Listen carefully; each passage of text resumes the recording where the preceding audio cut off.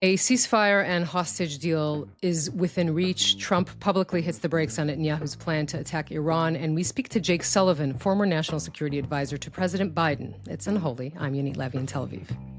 I'm Jonathan Friedland in London.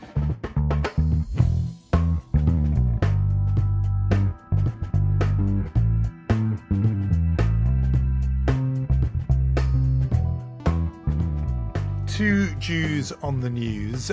We are going into yet another festive period. Slight hint of weariness in the voice there. The festival of Shavuot is nearly upon us. It will come on Sunday evening.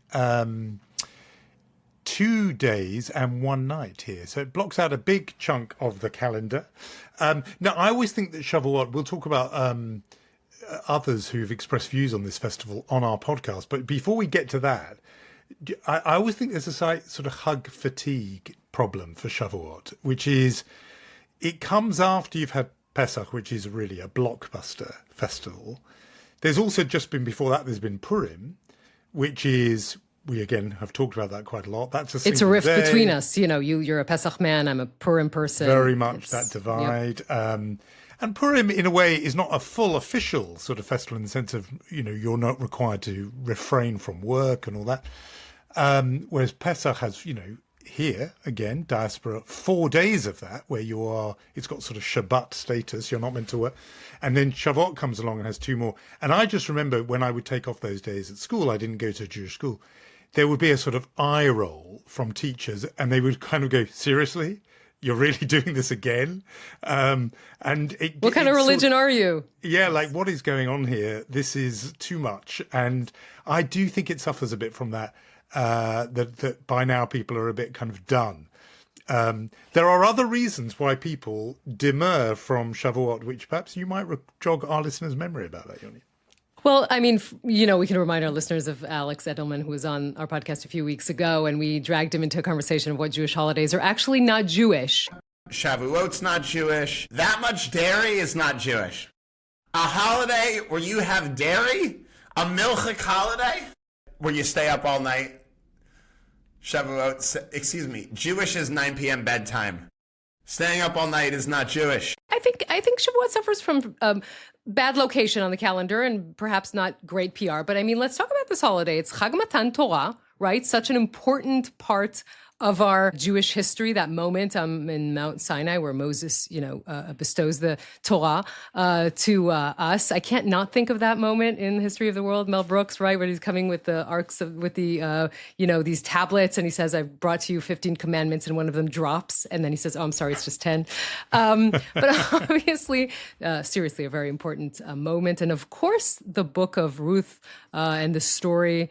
Probably the most beautiful words that one woman says to another. We'll remind our listeners, Naomi, who needs to move with her family because of a famine in Bethlehem. She moves to Moav in Hebrew, and then her sons marry Moabite women. The sons die. Her husband dies. She wants to return to the land of Israel. By the way, even then populated by Jews, just to make that point.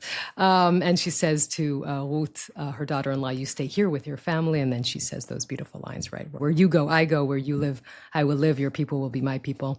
Your God will be my God." So it's a good holiday. And by the way, I'm the only one here wearing white. Why is that? I don't know. No, I've got some white underneath it. But just on that line about that beautiful line from the Book of Ruth, that of course is the set text for converts to Judaism. It's that sentence where you go, I will go, and that essentially your people is my people. That is the declaration in a way that is encapsulates what a convert commits to when they join the Jewish people. Again, slight hint in my voice of why on earth would anyone do that? The trouble you might take on. But of course, you're not selling it very well, I must say. And you're not. Perhaps Naomi sold it better than you are. She did. And Ruth turned out to be the ancestor of King David. I will continue. Why am I doing this? You're the resident rabbi, but we should also say hardly. And I think you're our resident evangelist when it comes to this. But no, on that point, because people always ask about this, I was about to say, of course I'm not selling it because we're not a proselytizing faith. Jews don't go out and convert. It turns out historically we were once. We were into the winning converts business. Then we were prohibited from doing it by our Christian overlords and oppressors. We know, and we've internalized that. So Jews don't really go out looking for converts anymore. Traditionally, would-be converts are rejected or spurned 2 or 3 times, I think, to prove how committed they are. So I say it with, I promise, a smile in my voice when I say, why on earth would you want all this trouble? But people do, and they are extraordinarily welcome, as encapsulated by that beautiful line, central in our tradition, which welcomes in newcomers to our people. All happens in Shavuot. I want to pick up a little point about Alex Edelman, though.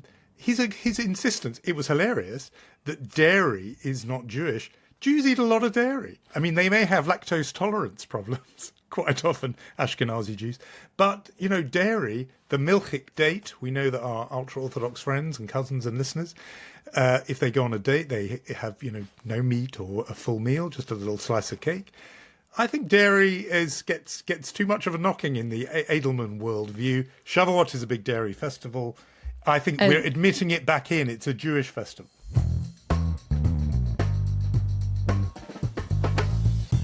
We will go into our talking about the news, I think, perhaps? Yeah, lots going on.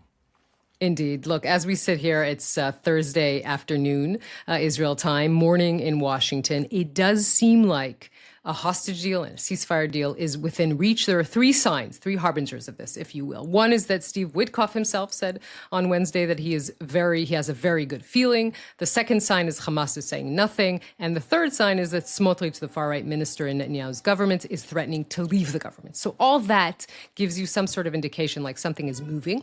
The terms themselves, as we know them right now, are not very different from what has been on the table for the past 2 months since Israel resumed the war in the middle of March. So that would be 10 living hostages, a discussion of 18 dead hostages, a 60-day ceasefire to negotiate the end of the war, an IDF withdrawal of the Gaza Strip apart from the Philadelphia line and the perimeter. And this is crucial for anyone thinking about humanitarian aid going through the UN with trucks, as it has been, and not through the Gaza Humanitarian Foundation. What we don't know, and this is, of course, crucial, is what is the mechanism about, or the wording, rather, about the end of the war? Is it something that both sides, Steve Witkoff being someone who comes from real estate, knowing how to tell both sides what they want to hear, and having Hamas agreeing to this after being very intransigent, and Israel, too, in a way that will allow Netanyahu to sell this to his coalition? The last time this happened, and the last time living hostages came out, was at the end of February, and the last time, I remind you, Ben-Gvir left the government and then returned when the war resumed. Smotrich didn't. There is a lot of talk about the fact that the way the humanitarian aid was distributed in the last couple of days is pressuring Hamas, and Smotrich is saying, I don't want to remove that noose from Hamas's neck, and I think it's not the right time. But I think the public pressure to bring back the Israelis who are still alive and held in Gaza is such that it would be very difficult for him to now say no and essentially dissolve this government. Obviously, we hope that this comes off and these reports bear out, and that this is what happens. Very soon, I think, if it does, there'll be a kind of war for the narrative. There'll be an argument about what caused this, what brought about this breakthrough. And you can imagine this going in 2 very opposite directions, because you could imagine Prime Minister Netanyahu, the hawk, saying, well, we told you this is what happens when you increase military pressure. We've been pounding and bombarding Gaza in a very intense way. Every day the news begins with 30 dead, 50 dead, 100 dead overnight. The death toll has been very high. And they will say that's what military pressure does. They will include in that the choking off of humanitarian aid and say this vindicates our strategy. The other argument will be that no, it was the sight of humanitarian distress and the global complaints about it that added up to the sentiment that President Trump appears to have felt, which is enough's enough. I want this to stop. I've run out of patience. So the key thing will be who moved in the end. Was it Hamas or was it Israel? Under what pressure? It's exactly this territory that we get into with our guest Jake Sullivan, the former national security advisor under Joe Biden, where we ask him who were the obstacles, who were the difficult partners or difficult adversaries in the previous attempts to get a ceasefire. I think that argument will run again now if this comes off. My own view is, look, I kind of don't care who wants to claim credit. We just need the violence to end. We need the hostages back. We need the aid to go in. And, if Trump wants to claim credit, if European leaders say it was them putting pressure on, which in turn had an effect on Washington, if it's Israeli hawks saying it was the increased military pressure, that argument is going to run. But one way or another, a breakthrough like this, if it comes, huge caveat, if it comes, will be very, very welcome respite for everybody involved, I would say. Hostage families desperate for this to end, people in Gaza desperate for this to end, and the political leaders around the world desperate for it to end. The one exception, you've name-checked some of them, the Prime Minister himself and his right-wing coalition partners, who the latter seem bent on a forever war, and they have been a huge barrier in the way of Prime Minister Netanyahu ever making any move that looks like an end to the war. Yes, we should also mention reservists in the tens of thousands who are, sure. Being called up for another round. Look, the Prime Minister will have a problem selling this to the Israeli public, which, by the way, we should say consistently more than 70% of the Israeli public say in polls that they want an end to the war and they want to bring back the hostages. And he promised total victory. And throughout 600 days of war, said, on different occasions, we are a step away from that. So it would be an interesting thing to say, to see how this will be marketed to the Israeli public. Will it be, we were really one step away, but it was the American president that told us that we have to press the brakes and we can't say no to the American president? Or will this be marketed as a huge success to the Israeli public? Oh, look, we've had so many achievements, right? Yahya Sinwar is dead, Mohammed Sinwar is dead, the whole sort of top echelon of the military brigade of Hamas is gone. We can now, end this war and we can go back if we want to. This will be a very interesting thing to see. We're in the first hours of this, so we're just seeing the beginning. But again, it does look like this is moving in the right direction. When you add to that the fact that the president of the United States, stands next to Steve Witkoff and saying, in fact, confirming what was the first report on Channel 12, that he had a very tough discussion with the Prime Minister of Israel, telling him, not to go to an attack in Iran right now. And he's confirming that essentially. That all gives you this message that we have been, understanding in the past couple of weeks, that the United States is not happy with certain things that the Israeli government is doing. And it is showing it in various ways. That point you make there shows why, in some ways, the narrative that says this was Trump pressuring Netanyahu, it's quite comfortable, that narrative for Netanyahu. Historically, over the years, as you say, he's very often been able to say, the Americans made me do it. That point, though, about the ability to claim victory, he has had that at so many stages. He could have done that. And I think if this was any other Israeli prime minister in any other situation, including, by the way, earlier incarnations of Netanyahu, he would have done exactly that. He would have claimed victory. He could have done it after Nasrallah's death. He could have done it after Sinwar brother one's death. He could have done it after this latest one. There were so many points at which he could say, declare victory, take the win. But this unusual situation, which we've talked about so often, is that he had a direct interest not in just achieving war aims, but keeping the war going, because you have two far-right parties vital for the coalition arithmetic who seem bent on maintaining this war almost as an end in itself. I mean, what is this war actually militarily achieving?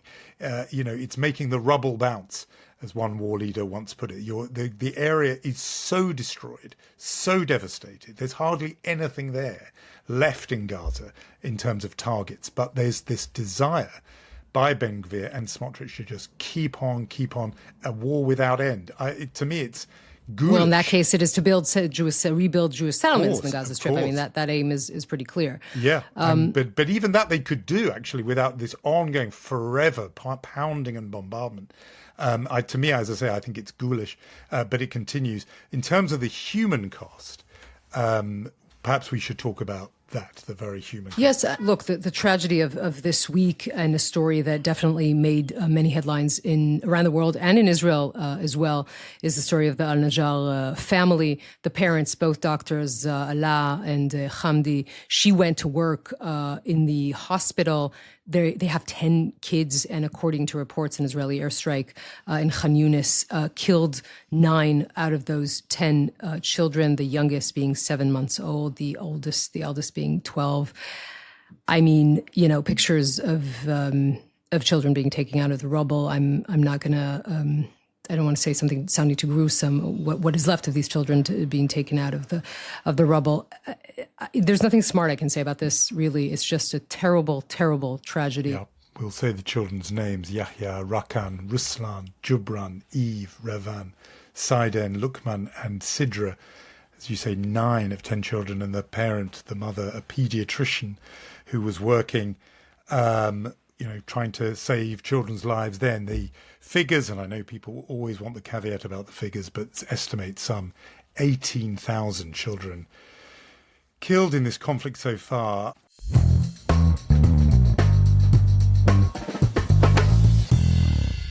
Well, our focus here often is on the relationship between Israel and diaspora. For many, many years, the relationship was one often expressed by diaspora funding activity in Israel, and there's a long history of that. This week, I think something almost unprecedented, which was a letter from some of the biggest names in Jewish and Israel philanthropy, issuing a really strong demand to the government of Israel. More than 60 philanthropists calling on the Israeli government to scrap legislation that would impose a tax of up to 80% on donations from abroad, foreign government donations and philanthropic ones, to Israeli organizations. But the expectation is that the target of this law, the NGO bill as it's come known, are the various human rights groups in Israel, particularly those who've brought cases before the Israel Supreme Court. So very often you'll see a case where there might be a house demolition or something, then one of the civil rights groups appears before the Supreme Court and that decision gets overturned. Those civil rights groups are very often in receipt of substantial donations from abroad, and there is an attempt to stop that under this new bill. And now all these major Jewish donors have written to say this would be a huge blow to diaspora support for Israeli organizations. Among those signing, Charles Bronfman, the Canadian-American billionaire who founded Birthright, which people will know about. That's a huge thing. Susie Gelman is chair of the Israel Policy Forum. In Britain, Dame Vivian Duffield, a huge philanthropist here. Sir Ronald Cohen, another one. All saying that this would be an assault, in their words, on the philanthropic endeavours of diaspora Jews. It's just another example of how this government, not Israel itself, this government has really hacked away at some of the sort of foundational things of the country that have been in place for decades, including this, which has underpinned the relationship between Israel and diaspora, that philanthropic relationship, in order to serve a very narrow political purpose, that a lot of these cases are a headache for this particular government, and they would love to see those civil rights groups hobbled, and this is a very quick and easy way to do that. The writers of the letter plead with the government to drop this cynical, dangerous and undemocratic, their words, bill, and it will be a really interesting test of whether or not this government does listen to its long-standing friends in diaspora. This has been a period where Israel's friends abroad are voicing some concern. No greater friendship, no relationship of greater importance than the US-Israel relationship. And we are about to hear from a figure who was absolutely central in that relationship for the whole of the last 4 years.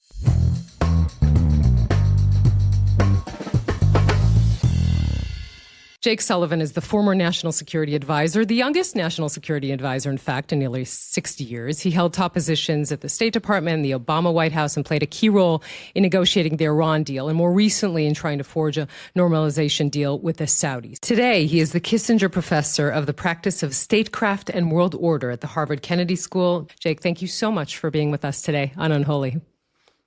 Well, thank you guys for having me. We really do appreciate it, and we have so much to talk about. We're sitting here. It's day 600 since October 7th. We're obviously going to talk a lot about that and about what is going on in Gaza. But let me open up with Iran. And the New York Times headline, as Trump seeks an Iran deal, Israel again raises possible strikes on nuclear sites. It also reported that Israel, the Netanyahu planned to do this in April, but was waved off by Trump. So my first question essentially is, if Israel tries to go alone, how effective is that, and what would the regional ramifications of that be? Well, first, I'm pretty skeptical that Prime Minister Netanyahu would act contrary to Trump's wishes on this front. I think it is highly unlikely that you would see an Israeli prime minister order an attack against the express urging of an American president, particularly this American president in this time, particularly given that the U.S. is engaged in diplomacy with Iran to try to get to some kind of deal. And we can talk about that in a minute. But to your question, I think without giving away capabilities, there's a reason that Israel has consistently asked for the United States to join it in this strike, because I think it believes that it would be more effective if it were a joint U.S.-Israel operation. And then there's the question, even if you were able to do significant damage to Iran's nuclear facilities, what would be both their motivation and capability to reconstitute the program? And that's something that both American and Israeli planners have to take into account. So the military option is by no means a sure thing. It also courts risks, including potential for retaliation by Iran against both Israel and the United States in the region. And that's why I've always thought that a diplomatic resolution that puts Iran's nuclear program in a box is the right way to proceed. And on this, unlike on many other issues on foreign policy, I seem to be on the same page as Donald Trump. I was about to say not for the first time, but maybe actually it is for the first time. But I mean, because obviously you and your colleagues in the Biden administration would have talked about this, iterations of this dilemma and this issue. The difference, I suppose, now is about timing, just in the sense that Iran is on the back foot and it's been weakened by events in the last year. Its various allies and proxies in Lebanon and Syria are almost off the table, or certainly weakened off the chessboard. And that it's sort of, there's a point there of vulnerability. Whether it's a joint effort or not, I understand that distinction that you made, but wouldn't now, if you are, Netanyahu, or even not him, just an American war planner, isn't now actually the ideal moment to think of non-diplomatic ways of preventing a nuclear Iran? Well, the logic is certainly there that this moment is different from previous moments because Iran is at its weakest point since at least the Iran-Iraq War and maybe since the revolution in 1979. And it's at its weakest point because it has lost the force of its main proxy, Hezbollah, who can no longer really threaten in this moment to rain missiles and rockets down on Israel. It's lost its main client state, Syria, Bashar Assad's Syria. It's lost much of its strategic air defenses. Its economy is very weak. And twice it tried to hit Israel with large salvos of drones and missiles. And twice those attacks were ineffective. So it also has kind of been exposed as not really having the capability to do the kind of damage that it threatened.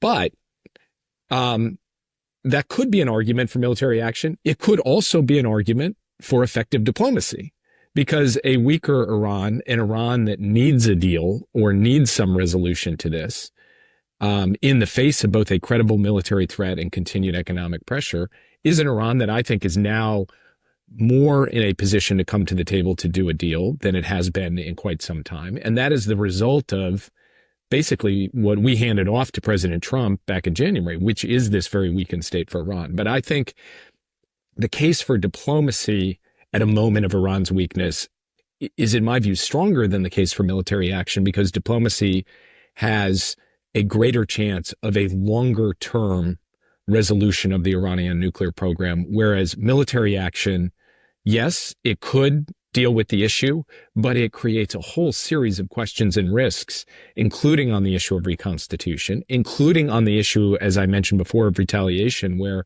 Iran still does have a lot of firepower that it could throw, for example, at U.S. bases in the Gulf if it chose to do so. Now, there are reasons to think maybe it wouldn't, but if you're the American president, you have to consider and calculate all of the downside risks of military action and weigh that against the upside gains of a potential diplomatic resolution. And that's why I think President Trump has his team at the table right now. It will have some sort of, let's say, some of the framework of the JCPOA, the same deal that you worked very hard to achieve. Trump himself tore up in 2018 and now, might be sort of selling this beautiful deal that's pretty similar if you put timelines aside. I wonder if there's any conversations between the Trump administration and anyone that had the experience in forging that deal, and perhaps how would you enjoy that, even on a personal level, to see him try and, market this as the best Trump deal, of all time?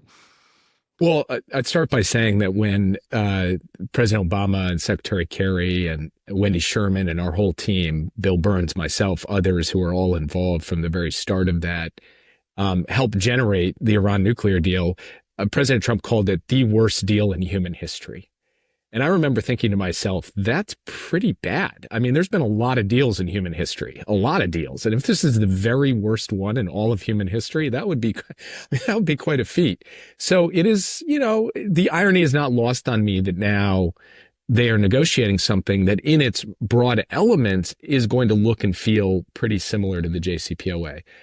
I'm not talking to anyone in the Trump administration about this. I don't know of them engaging with other of the architects or negotiators from the Obama era, in part because while they're following some of the blueprint of the JCPOA, I think from a marketing perspective, they want to distance themselves and say whatever the Trump deal is going to be so much better than the Obama deal. I will find it very interesting to watch them make that case.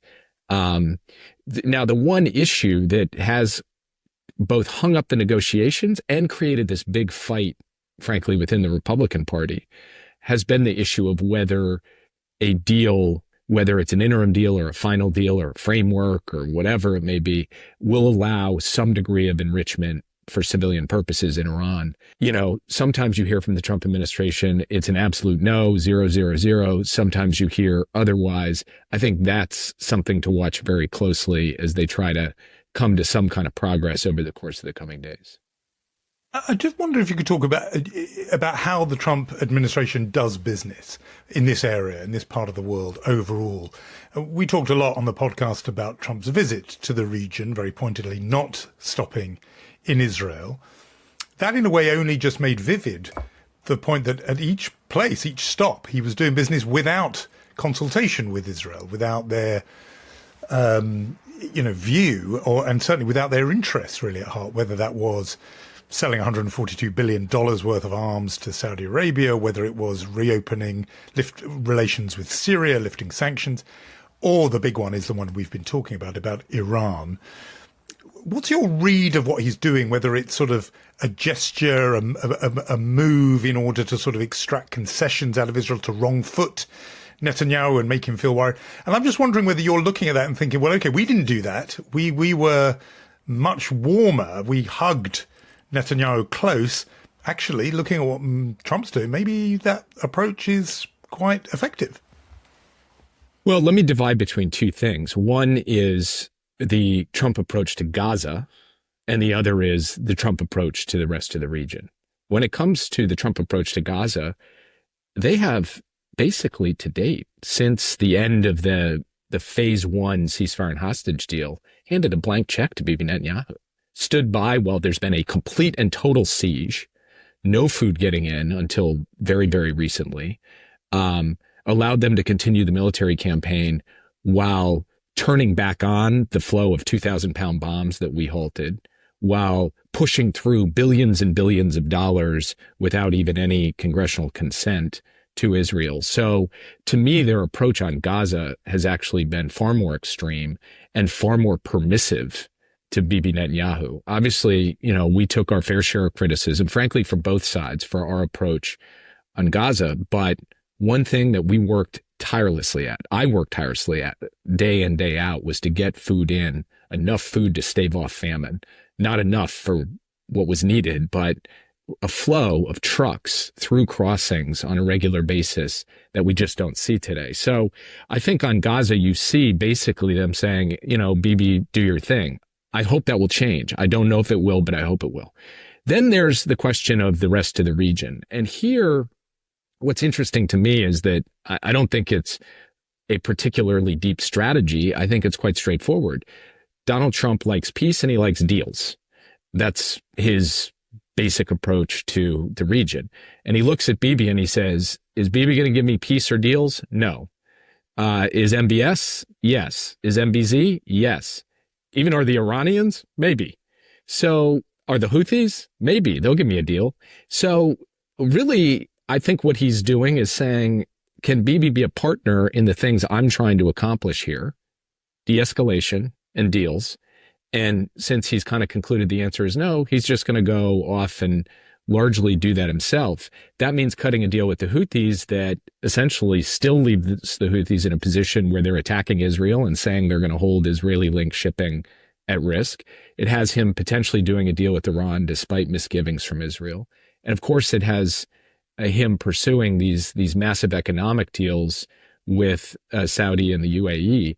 Now here, in terms of relations with Saudi and the UAE, I would say the Biden administration, we, worked to pave the way for a lot of the strengthened relations with countries in the Gulf. And we had a different approach on some of this AI and tech stuff, particularly limitations around numbers of chips that would go there.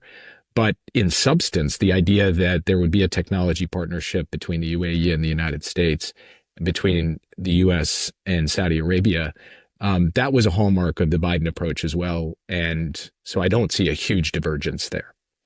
We'll talk about the attempts you made vis-a-vis Saudi Arabia, but I do want to, take us into the Gaza quagmire. And we are, as we said, day 600 of this war. I doubt, any of us sitting in this conversation thought on October 7th, as shocked as we were, that it would last as long as it did. There's so much to talk about. I think from the Israeli perspective, the fact that there are still 58 hostages held in Gaza and the attempts Biden administration made at changing this reality. It's really interesting to me to see the former defense minister of this country, Yoav Gallant, basically saying as clearly as possible in an interview with me and then other interviews since, it's Netanyahu's fault, essentially. He should have gone to a deal much sooner and it could have been a better deal. And whereas the former Biden administration officials are saying it's Hamas's fault. Now that you are free from those metaphorical shackles, could you tell us who is to blame here that these Israelis are not home? Well, look, two things can be true at once. The prime minister was not enthusiastic about doing a ceasefire and hostage deal, and that came through in the way they approached the negotiations and the demands they put on the table. And it comes through every day right now in the continuation of this war after the phase one deal was reached. And the way in which they are prosecuting the war since the breakdown of that ceasefire back in March. But it's also that, the prime minister, in my view, has to answer for the fact that getting a ceasefire and hostage deal has never been an overriding priority for him compared to other priorities, and continuation of the war has been something that he and elements of his coalition have sought. On the other hand, it is also the case that a ceasefire and hostage deal is just that. You get a ceasefire if Hamas is prepared to actually release hostages. And for much of 2024, Hamas was not prepared to seriously negotiate. That changed after the death of Yahya Sinwar, but more importantly, it changed after finally Hezbollah agreed to a ceasefire brokered by the United States, brokered by the Biden administration. Because at that point, Hamas recognized the cavalry wasn't going to keep coming and that they needed to start serious negotiations. So in November and December and into January, those negotiations got much more intense, much more serious, and ultimately culminated in January with the ceasefire and hostage deals. There was an opportunity before that, around May, when the president takes on the plan, which was essentially the prime minister's, and the Biden administration decides not publicly push Israel. Well, so what happened in May was the president lays out the plan. The Israelis inform us that they are prepared to accept it, and Hamas says no. So that's late May, all the way through June. Hamas continued to say, we're not prepared to do a phased ceasefire and hostage deal. It was in early July that Hamas finally said, okay, actually, we're open to talking about the potential of the phasing, having a first phase and then a negotiation to a second phase.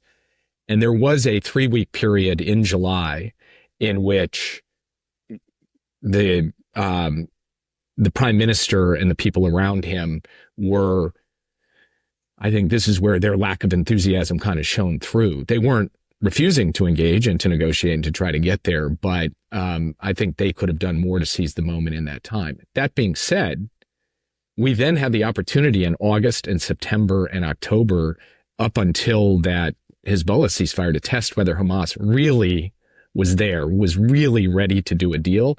And it did not seem to me like they were. So I never saw a key moment in 24 until late in the year where Hamas was genuinely prepared to say, okay, let's go do this. But I want to be really clear. That's not inconsistent with also saying you have a prime minister and some of his political allies who saw benefit in continuing the war. You've used this word about, which is elegant, about he wasn't enthusiastic.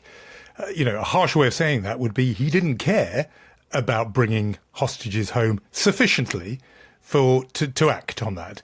I've got something else I want to go to by way of a follow-up, but I can see you're about to reply to that. So why don't you just reply what you think explains that, one way of putting it, didn't care, other way, not enthusiastic. So I use that phrase because I'm from Minnesota and we are trained at a very young age in understatement.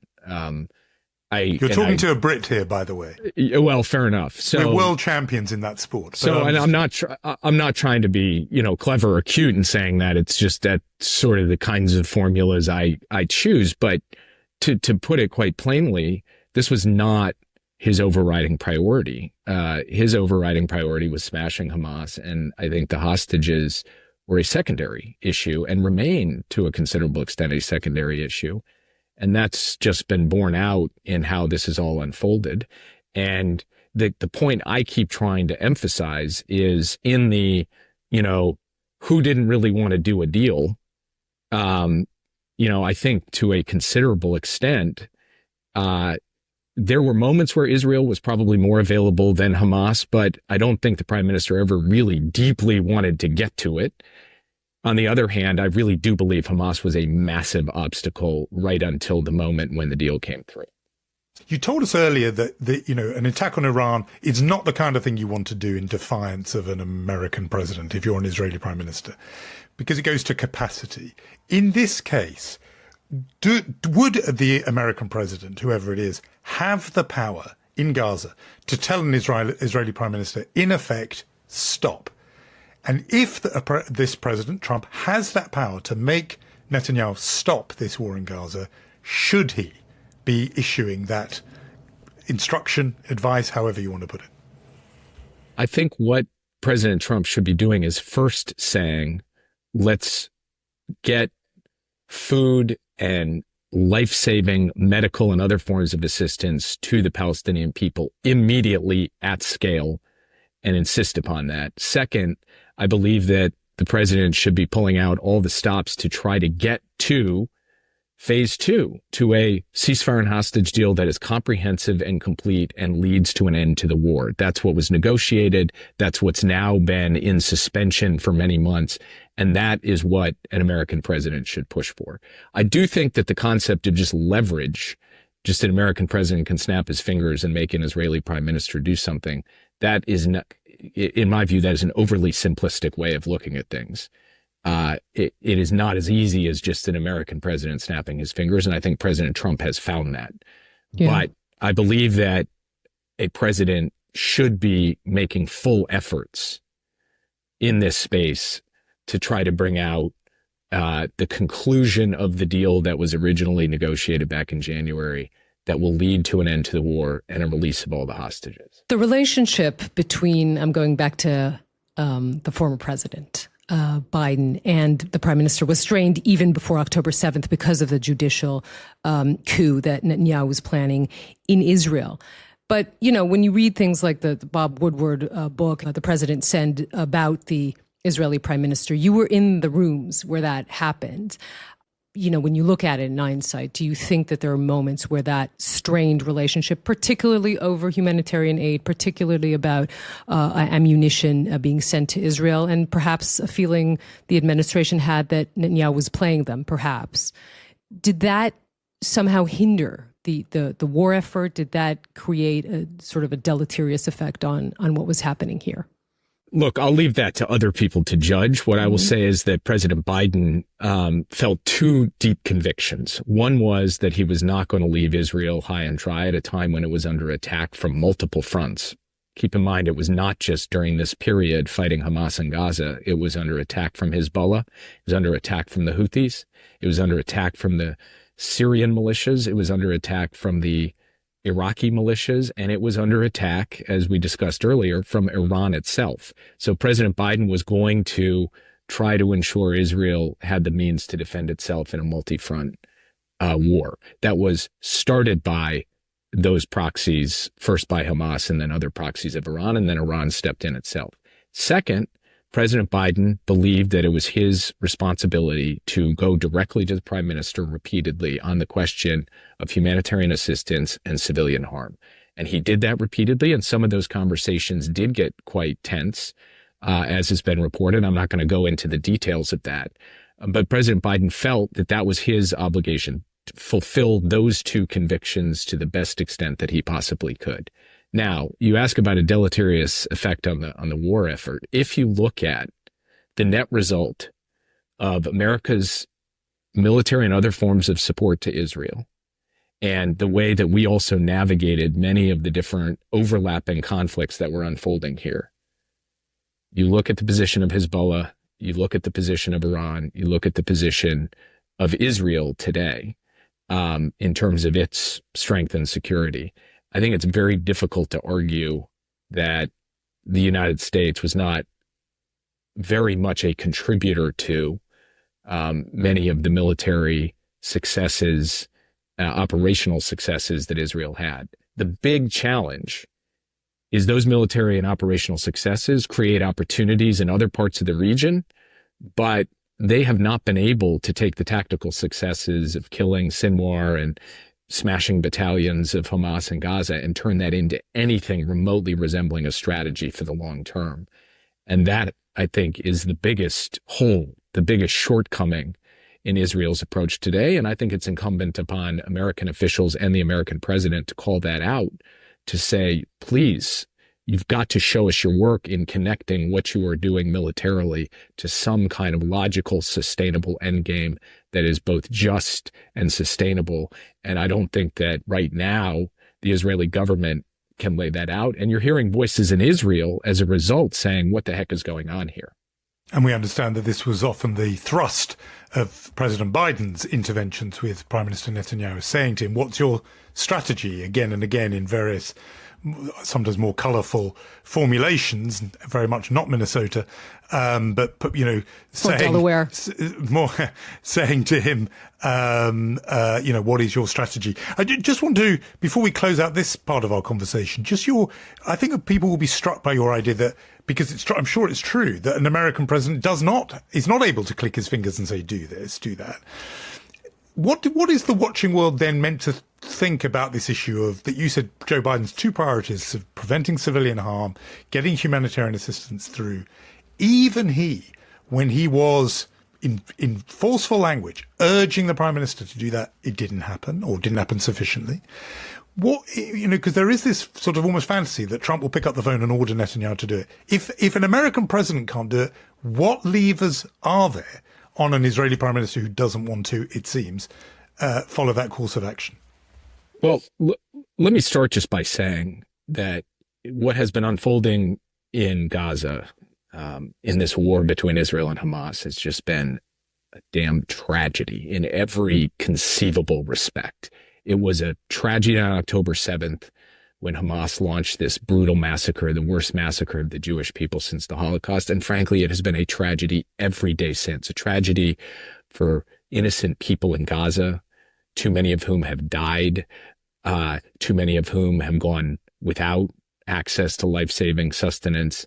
A tragedy for the hostages and their families, a tragedy for the whole country of Israel, and frankly, a tragedy for the whole world. And, you know, I understand the impulse of people who say, just make it stop. Make this tragedy stop. Because you're not human if you don't think that. And I woke up every day thinking that. And when it came to having an impact on Israeli policy, I think there was a view, we had very little, almost no impact.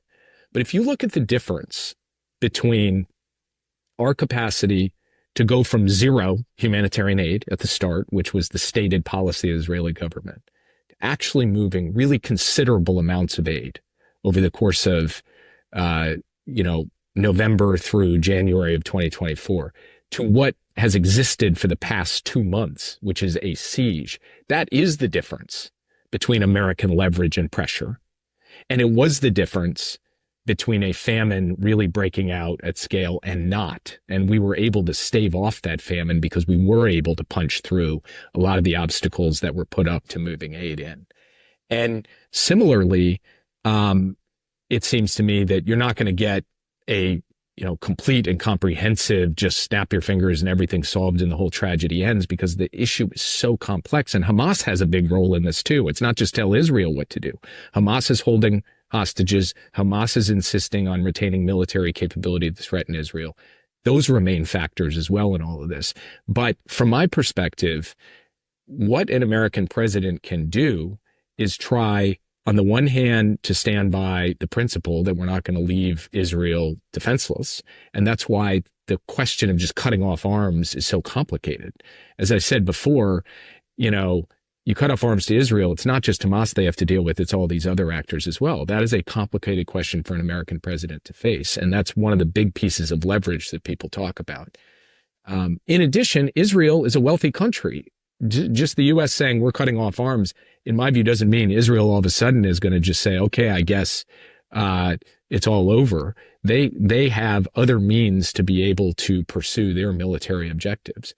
So the United States should bring leverage, pressure, capacity to bear.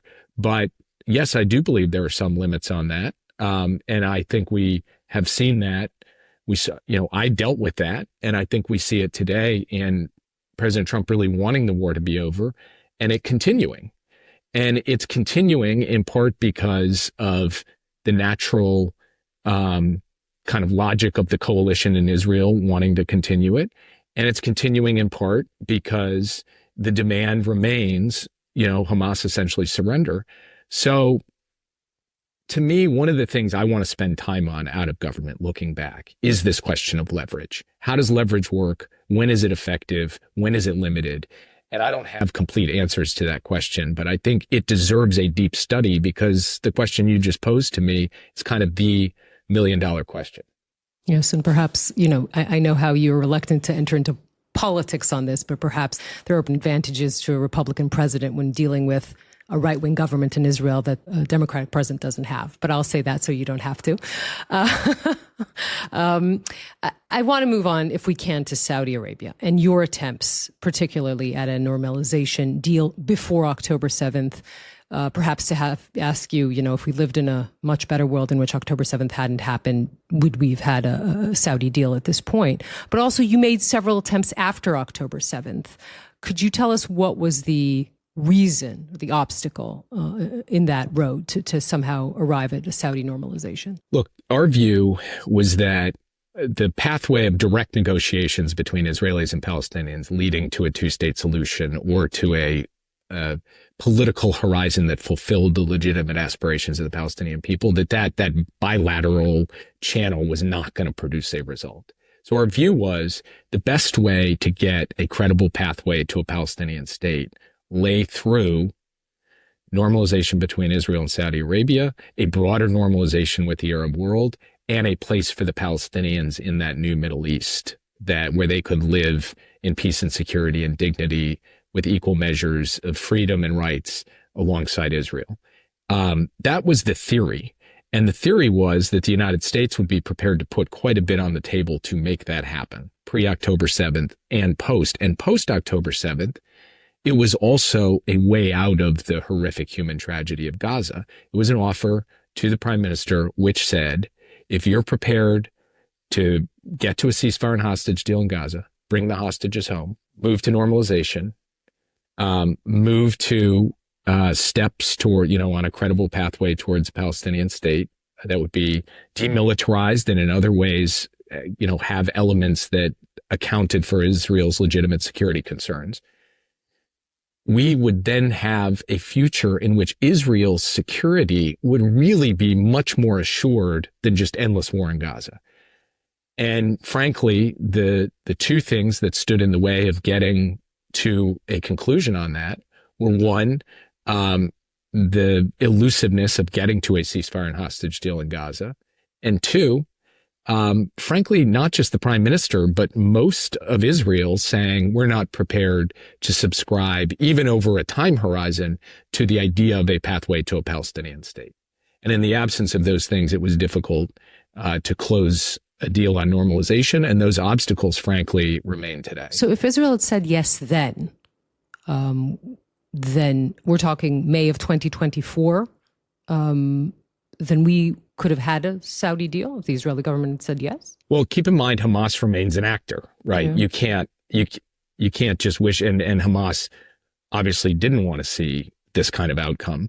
But I believe that there was a pathway that we laid out privately, but also laid out publicly, which was ceasefire and hostage deal, followed by the negotiations necessary to generate Israel-Saudi normalization that involved everyone subscribing to a credible pathway to a Palestinian state. Can I say for sure that could have happened? I can't say that for sure. There's just too much dynamism, too much uncertainty.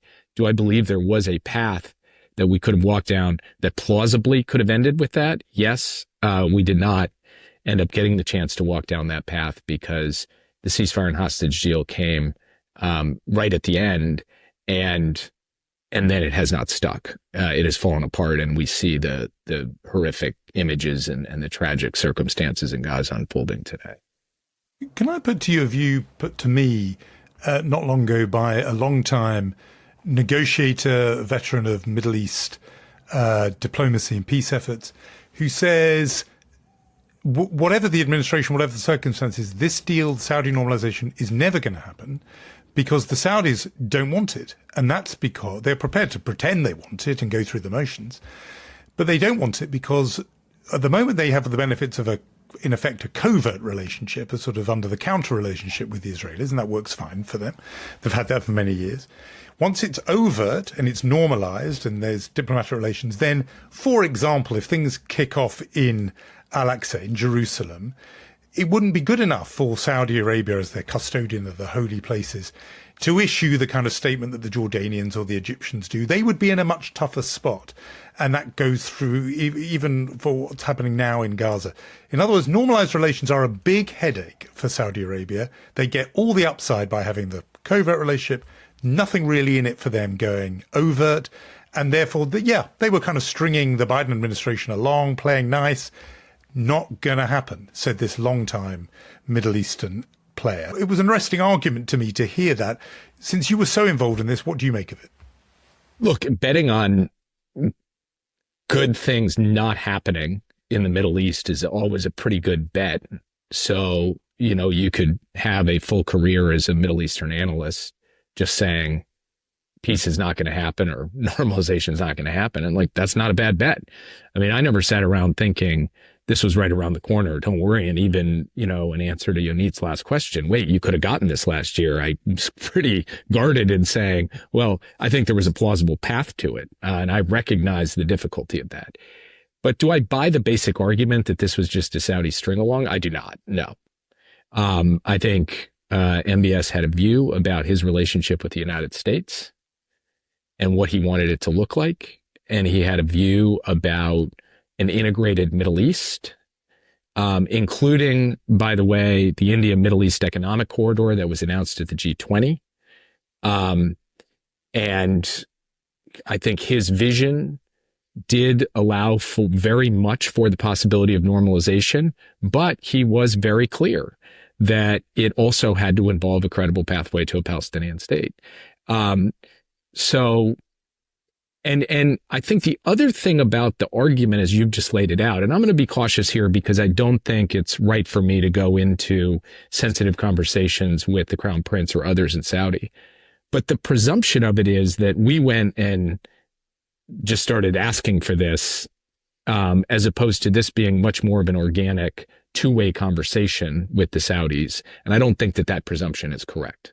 It's very interesting because I think that many Israelis, even if they don't support this government, will say that even the notion of a Palestinian state after what happened on October 7th is very difficult for them to digest. But again, not that there was a lot of work done to prepare them for this kind of event and the consequences that some of them are very, very good of a normalization with that being said, though, Yoni, I don't mean to cut in, but I've been struck by opinion polling I've seen recently, and I don't know how much to credit it, how real or sustainable it is, where the prospect of a demilitarized Palestinian state with normalization, with all the hostages coming home and an end to the war in Gaza, that there is a real constituency for that in Israel, and a bigger one today than there was 1 year ago or right after October 7th, because I think Israelis, like Americans and many others, are common sense people at the end of the day, and they look at that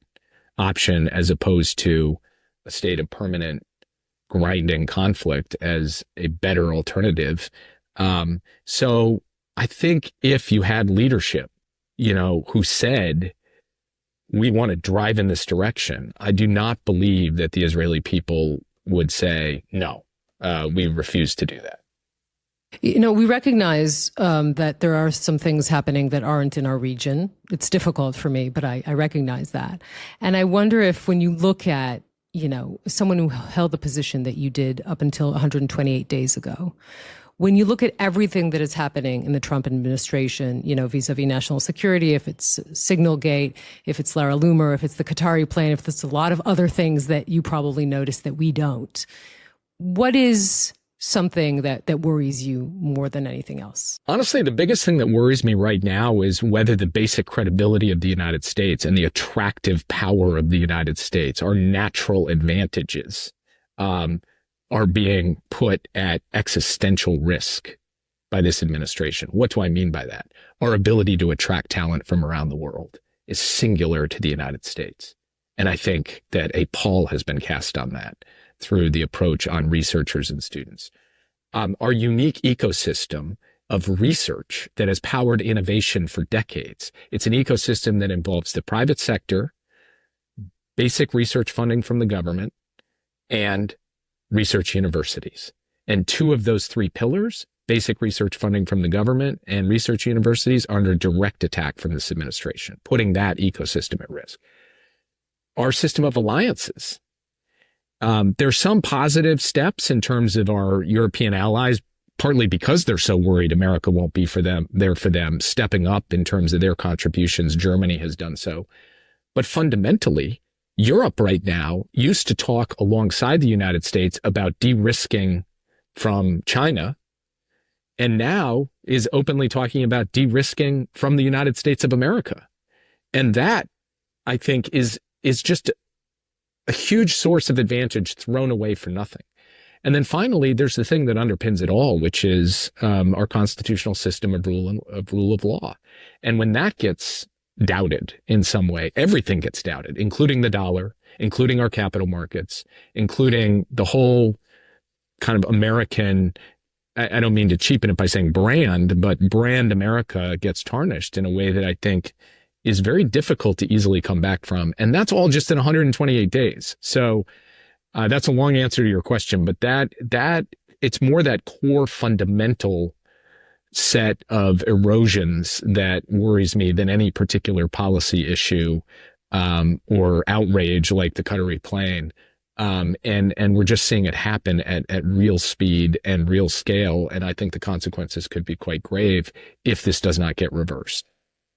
I can absolutely confirm that talk about de-risking from the United States here in Europe. You do absolutely hear that conversation. The other thing you hear a lot outside are people trying to make sense of what they're seeing. Each one of these events, whether it's, you mentioned the Qatari plane or the Zelensky-Trump showdown in the White House, the Vance speech in Munich, there are attempts, there's a cottage industry of people trying to work out what is the Trump doctrine. You know, for example, he's only making nice to Putin in order to take Russia off the table so he can focus on China. You know, you hear these arguments made. Sometimes I wonder if they are a form of, to use a word of our time, sane washing, where there's an attempt to put a kind of sanity and coherence on what are improvised Trump whims and caprices. But if anybody can discern a coherent foreign policy doctrine, it's someone who sat in the chair you've sat in. So, you know, bearing in mind the sort of risk that I'm aware of, which is that we impute too much coherence to what we're seeing from Trump, do you see a Trump doctrine? And if so, what is it? I think that there are a few things that Donald Trump has been very consistent about. The first is that he does not want to take America to war, and he wants wars he is just looking at out in the world that we're not directly involved in to end. That is what he would like to see, one. Two, he believes that the United States has been ripped off economically, not just by China, but by Europe and others, and that he wants deals that improve America's bargaining position in terms of trade and economics. And that's the whole Liberation Day and everything behind it. Three, he believes that our allies are more of a liability than an asset, and in both Europe and Asia, and has taken steps accordingly. And finally, and I think this is the one I have the hardest time working out, he is prepared to use every tactic in the book, including pressure and coercion against every country in the book, friend or foe, except one, Russia. He has actually never taken a harsh action against Russia. Even the tariffs that he put in place, he imposed on every country, on Ukraine, on Lesotho, for crying out loud. He did not impose tariffs on Russia. Now, we are at a crossroads, because I think sitting here today, we are at the closest we've ever been. I just don't know how close that is to him finally getting so fed up with Putin's refusal to come to a ceasefire in Ukraine that maybe, just maybe, that last highly consistent element of Trump's foreign policy, do not pressure Russia, will fall, and that he will, in fact, impose some sanctions. I will believe it when I see it, but he's made enough noise with enough consistency now that this is on the table, and you see the reports of this active discussion, then maybe we will see it. So for me, that is kind of the big question in the coming days and weeks. But otherwise, he would like essentially to see an end to wars, better trade deals, and essentially a diminution, significant diminution in the American alliance system. Those have been true for him for decades, and it's how he conducts himself. When it comes to the issue of China, what's interesting is I could equally see him ending up in a more adversarial posture at the end of 4 years or in a grand bargain. I think both of those are possible, because I don't think he has a prior on China that's ideological. I think it's just tactical around a negotiation trying to improve the economic bargain. And then that dynamic could lead us in a challenging direction, or it could lead to him and Xi clinking glasses and declaring, that the U.S. and China are the best of friends. I mean, we talked about a lot of things, and I'm going to be the Israeli with the chutzpah here and ask about the thing that everyone in Washington is talking about, and that is the book by Jake Tapper and Alex Thompson called Original Sin, and what happened during the Biden administration.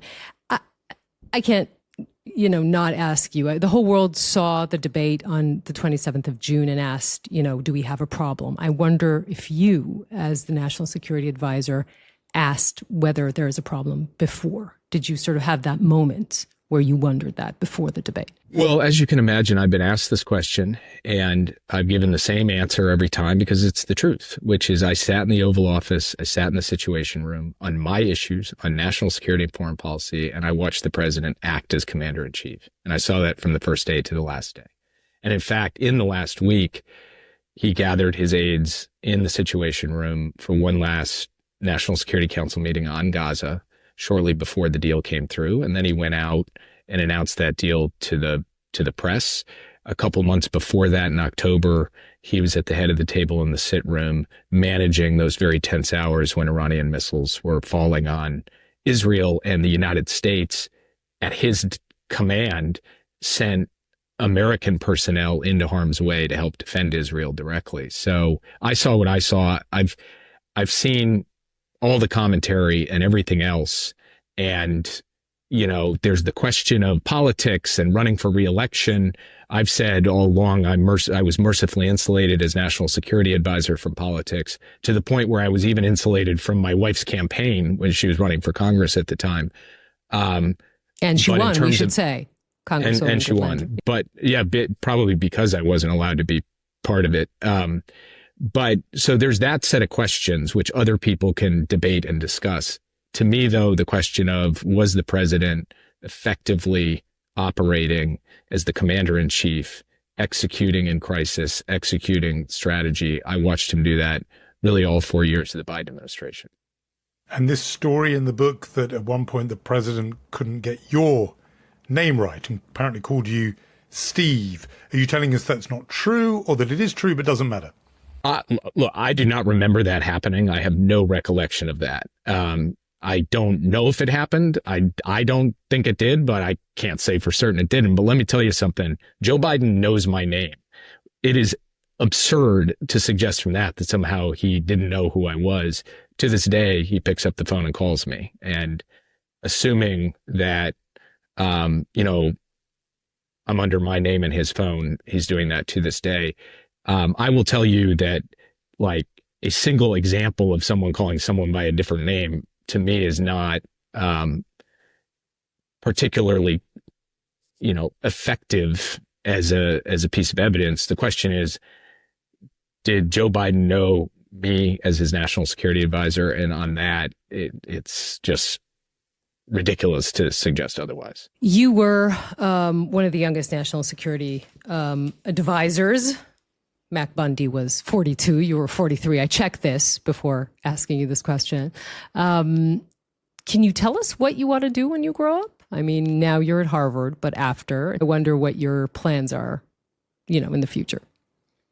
Right now, my only plan is to teach and write and be a congressional spouse. And, you know, then we'll see what the future holds. But I do not have any grand designs or ambitions. I have a lot of thinking, reflecting, and replenishing of my intellectual reservoir to do. And you've obviously been an advisor at the highest level. Sometimes those are the people who then want to step forward and be, as it were, front of house and be candidate, or be, you know, your former colleague Tony Blinken went from being an advisor to being Secretary of State. Is that a kind of pathway that might appeal to you? You know, I used to think about running for office. The idea that people should step up and run for office is something I think is noble and appealing, even in the craziness and difficulty of our politics today. When the seat opened up in Maggie's hometown, the congressional seat, I ran out of a meeting, got on the phone, called her and said, you got to go run for that. So I'm all about telling other people to do it, and have at various points thought about doing it myself. But honestly, sitting here today, I don't hold a lot of enthusiasm about running for office. Yeah, in terms of other possible forms of public service in the future, I don't know. We'll have to see. The key for me right now is to try to process lessons learned, to try to process the state of the world, and to try to have something to say that's constructive and contributing to the debate in the United States about where America goes from here. And to enjoy being the plus one for a change. Exactly. Jake Sullivan, we really, really thank you for this conversation. Thank you so much. Really appreciate it.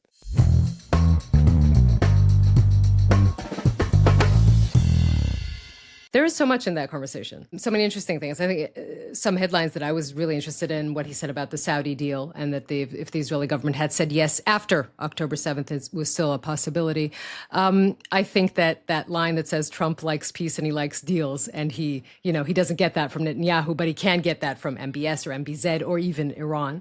That's a very smart way of looking and somehow finding coherence in what the current American president is thinking and doing. What he said about the Biden years vis-a-vis the Alex Thompson and the Jake Tapper book was very interesting to me. And I think, going through the questions of the hostage deals that did or didn't happen, and to have him, describe in his words from the man from Minnesota what he thinks the Israeli prime minister's part is in this, and of course Hamas's part as well. But I think that was also incredibly interesting. Yeah, I mean, I won't hear the word enthusiastic quite the same way again. That he was not enthusiastic about it. That was pure Minnesotan. And I thought when he did say that this was, a damn tragedy, and you felt as if that was like, the F word for somebody not from Minnesota, that he had very strong feelings about it and wanted people to know that his administration, or the Biden administration that he served, had played a very big part and perhaps hadn't got the recognition it deserved for things not getting as bad as they might have got. And that he obviously thought it was not a coincidence that the issue about humanitarian aid and the choking off of humanitarian aid had happened in the Trump period, and that he and his colleagues had prevented that happening earlier. And I think within the Democratic Party, and, those people who were on the left of the party were denouncing Kamala Harris and Joe Biden at the time, I felt there was some frustration there that Jake Sullivan expressed, that they hadn't got that message through to those people, that they were actually playing a very key sort of restraining role that was perhaps sort of unsung because people focused instead on the public position, which was support and solidarity with Israel. One thing that is, I looked it up afterwards, and it just brings together two of the things we talked about. This whole story about Joe Biden and his cognitive abilities and so on. But a key piece of evidence is the deposition he gave to the special counsel, Robert Hur, and Robert Hur afterwards said, well, no jury would ever convict Joe Biden. This was about the storage of files and classified documents in his garage in Delaware. And he said no jury would ever convict him because he seems like a kind of doddery old man. That was, I paraphrase, but that was the gist of it. That testimony, that deposition, was taken on October the 8th, 2023. That weekend in the White House, just imagine that on October the 7th happens. We know how emotionally invested Biden is and was in Israel, how, he would have been planning, Jake Sullivan would have been involved in planning that visit, which they did a day or two later. And meanwhile, he's sitting there having this deposition, and the man taking the evidence concludes that there is some cognitive decline. I just think that 48-hour period, the historians of the future are going to have much to mine in that long weekend in the Biden presidency. And Jake Sullivan would have been a key person in a way, in that extraordinary weekend. Indeed, look, there's such a difference between the two administrations, the Biden administration and the Trump one. I thought to myself when I looked at Donald Trump on Wednesday, essentially corroborating the news that he had told the Israeli president not to attack in Iran. And he didn't say the word, but obviously the word is don't, right? Don't attack Iran. And when you think of a different president a year and a half ago saying to Israel's enemies, don't, which was Joe Biden, and the difference between them, even that the feeling that I think many Israelis have that Joe Biden, deeply cared for Israel. You can say there was probably tough love between Biden and the Israeli government. Now it's just tough. And this does lead rather elegantly, if I may, to our chutzpah nominee of the week, because I thought this would be interesting and connected to the Jake Sullivan interview. And this is David Amsalem, or Dudi Amsalem, as he's called in Israel. He's the Minister of Regional Cooperation. This is what he said during the war when Biden was still president. And there was this point in which Israeli ministers from the Likud got the message that they should vilify Biden. Either it was because of the ammunitions that didn't arrive on time or because of the humanitarian aid. And he said this: Biden can't tell the difference between the good guys and the bad guys, and he is strengthening Hamas. Now, the same David Amsalem, mid-May of this year, said this about Donald Trump. Trump is unexpected.